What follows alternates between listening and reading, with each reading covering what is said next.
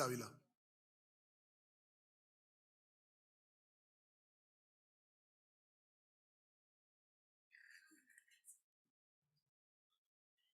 Gracias, señor presidente. Yo quisiera empezar mencionando que el nombre de esta ley es Ley Orgánica para enfrentar el conflicto armado interno, la crisis social y económica. Es decir, este proyecto no pretende únicamente financiar los costos que tiene la guerra contra el terrorismo.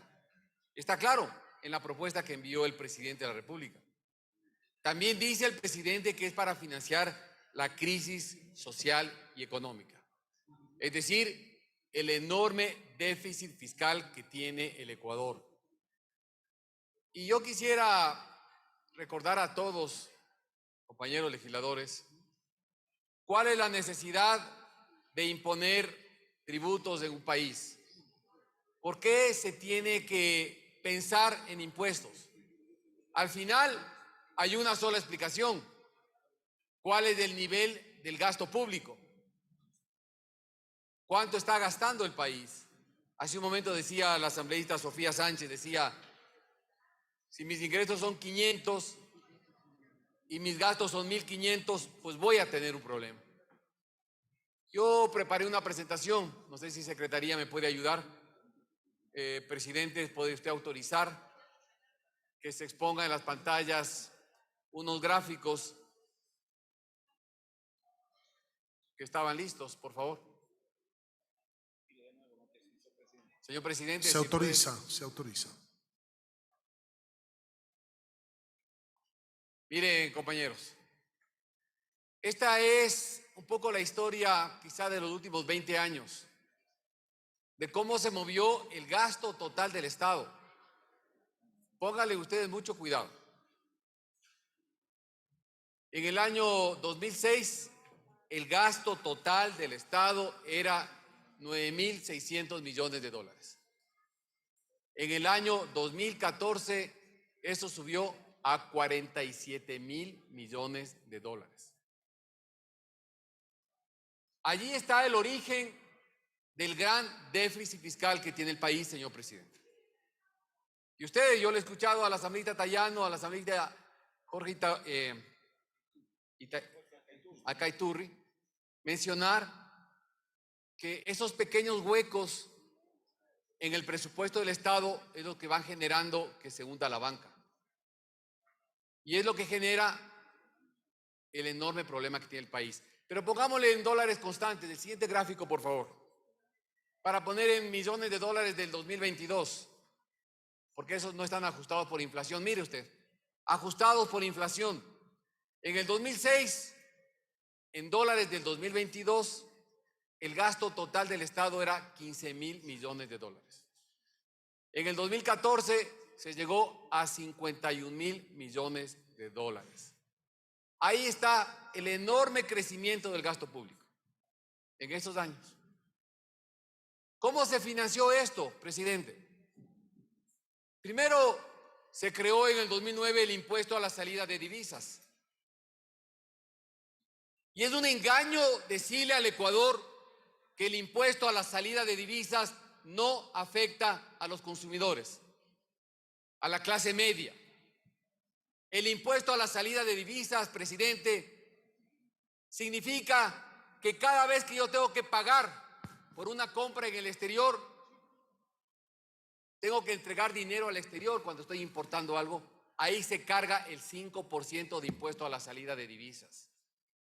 Y en este país, casi todo lo que consumimos los ecuatorianos y los más pobres tiene insumos importados. El nylon, el poliéster, el algodón son importados. Y cuando se trae insumos para la industria textil, ahí se tiene que cargar el 5%. Porque el importador le traslada al precio de las materias primas. Si importamos llantas o insumos para la producción de llantas, ahí está el 5% a la salida de divisas. Si importamos celulares, electrodomésticos, repuestos para vehículos, ahí está el 5% a la salida de divisas. No le engañemos al Ecuador. El impuesto a la salida de divisas se traslada al consumidor final.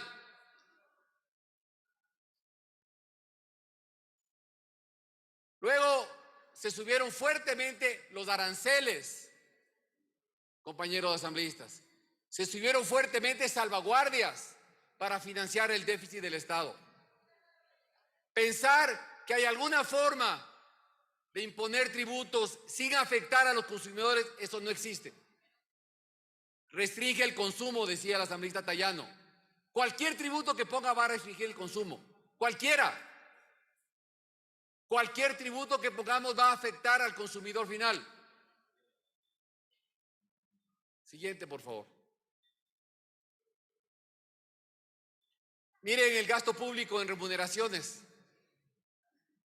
El año 2006, 3.900 millones de dólares. Esto llegó al 2014 a 9.700 millones, 2018 me parece. Eso solamente considerando de enero a octubre, porque del año 2023 solamente hay información hasta octubre. Pero quisiera pasar al siguiente gráfico. Siguiente, por favor. Ahí está, solo hasta el 2022, el gasto público en remuneraciones, en dólares constantes. Es el periodo 2006 al 2014 cuando suben fuertemente las remuneraciones en el sector público. Siguiente gráfico, por favor. Este gráfico, compañeros legisladores, es muy importante. Esto nos envió el miércoles pasado, nos envió el Ministerio de Finanzas a todos los asambleístas. Usted nos repartió, señor presidente. Es del presupuesto prorrogado 2024. ¿Saben cuál es el gasto en el 2024? 33.000 millones de dólares. Inicialmente preparado por el Ministerio de Finanzas. Siguiente gráfico, por favor. Allí están los egresos. Allí están los ingresos, perdón. Allí está el déficit asambleísta Sofía Sánchez. 7.300 millones de dólares. Allí está. 7.300 millones cuando dice financiamiento público. Esto es lo que el gobierno necesita conseguir en el 2024. 7.300 millones de dólares. Y esto no cuenta los atrasos que tiene el sector público. El sector público cerró el 2023 con atrasos cercanos a los 5.000 millones de dólares, que aún están pendientes de pagar. Aún no se pagan a los municipios, a las prefecturas. Aún no se pagan a proveedores del Estado. Se le debe al Seguro Social. Se le debe a los ministerios. Entonces, el faltante, el hueco que tiene hoy las finanzas públicas es de 12.000 millones de dólares. Y ciertamente las diferencias que podemos tener es cómo cerramos ese hueco. Y mis compañeros de la Revolución Ciudadana dicen que pague la banca. Claro, que pague la banca, que pague la industria cervecera, que pague la industria farmacéutica, que pague la industria minera, que paguen los supermercados, que pague el que gana plata en el Ecuador, que pague buena parte de ese hueco. Estamos completamente de acuerdo. Pero sí suena a odio, a discriminación, pensar en un solo sector. ¿Por qué no fijamos una tabla en la que se paga más impuestos del que más utilidades tiene? Pero todos. Porque no solo la banca ha ganado plata.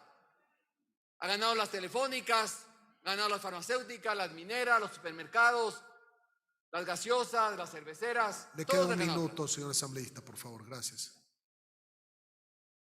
Y quiero recordar a la asambleísta Paola Cabezas, con todo respeto, mencionaba los incumplimientos de campaña. Yo tengo aquí una grabación que el expresidente Rafael Correa, cuando fue candidato en el 2006, le ofreció al país bajar el IVA del 12 al 10%.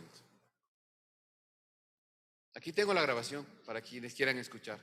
Él ofreció bajar del 12 al 10%. Y no lo cumplió. Y no le culpo que no cumplió.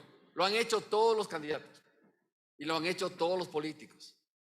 Porque una cosa es cuando estamos en campaña y otra cosa es cuando nos sentamos a gobernar y entendemos las limitaciones. Hoy yo quiero convocar a todos, señores asambleístas, a que nos llenemos de responsabilidad con el Ecuador. Y hace falta varias medidas, no solo el IVA, los impuestos a los que más ganan, por supuesto que sí. Los impuestos a las sociedades, claro que hace falta. El control del gasto público, el topar los subsidios, el reestructurar la deuda. Sí hace falta que hacer un esfuerzo colectivo y medidas complementarias unas con otras. El hueco, amigas y amigos, el hueco es de 12.000 millones de dólares. El impuesto que plantean a la banca no deja más de Asambleísta, le 120 ruego millones. concluir, Gracias, por señor favor. presidente. Entonces hace falta realmente un gran esfuerzo. Y ahí tenemos que dejar de lado los cálculos, asumir con responsabilidad las decisiones que tomemos, y yo convoco e invito a todos a que sea ese el norte de nuestras decisiones, la responsabilidad con el Ecuador. Muchas gracias.